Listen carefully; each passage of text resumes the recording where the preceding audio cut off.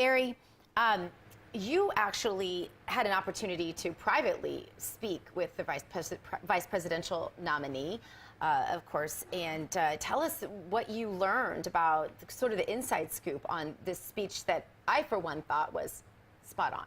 I'll tell you, I really enjoyed being with Mike Pence today. He's a very personable, very likable, and a really regular guy. Coming from Indiana, where I came from, he's got that Midwestern, approachable, trusting kind of personality. And you really got the feeling, as he was mirroring Donald Trump's speech in Philadelphia, for us here in San Diego, the Trump-Pence administration is going to be a profound difference from the way it's been for 8 years.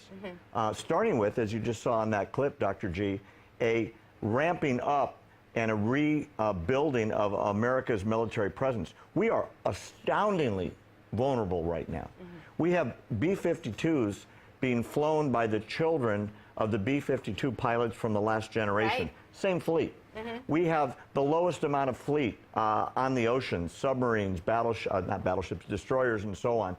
We've got the smallest carrier fleet, the lowest number of men in uniform, the oldest equipment, the least amount of support out there. I'm glad you brought that up, because actually the spending that we do on military, where Obama has taken us to, and I should say Obama and Hillary, frankly, is that we are at 1940 levels in our Army of spending, 1915 levels in with our Navy. And now San Diego's a Navy town.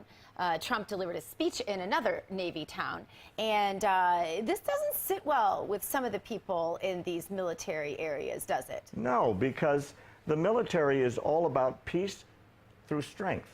And it goes back to the Reagan days, you know?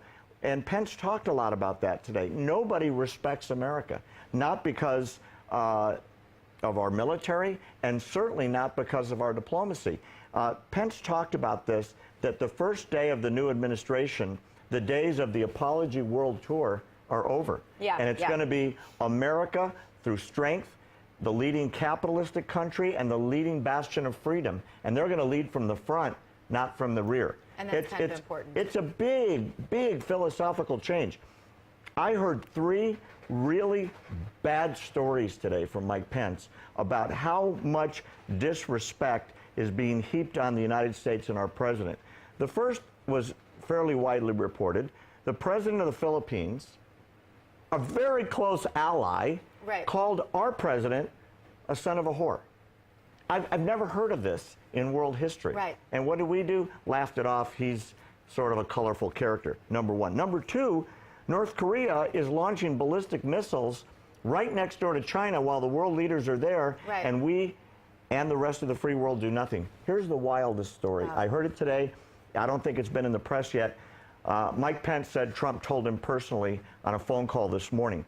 Get this. When Air Force One pulled up in China, normally what happens, there's a red carpet, the stairway gets pushed against the plane, the American president comes out, waves to the press, comes down the steps. The Chinese, Dr. Gina, refused to push the stairs up to the plane. So the plane sat there. And there was an argument right on the tarmac between Obama staff and those. There was no way to get off the plane. It's 2.5 stories in the air. He used the mechanic's exit. He had to come out the emergency exit in the rear of the plane, where they serviced the plane from, in an astounding symbol of disrespect and capitulation. Here's the interesting story. Pence said, you want to know what Trump would have done? Because I asked him 2 hours ago while I was in the car driving to the event.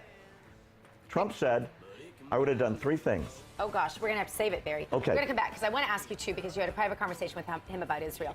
Don't forget the Russian flybys, either, within 10 feet of our vessel. So anyway, we'll be back in just a moment with more from our own foreign policy analyst. That is Barry Nussbaum. Stay where you are. More America Trends coming at you.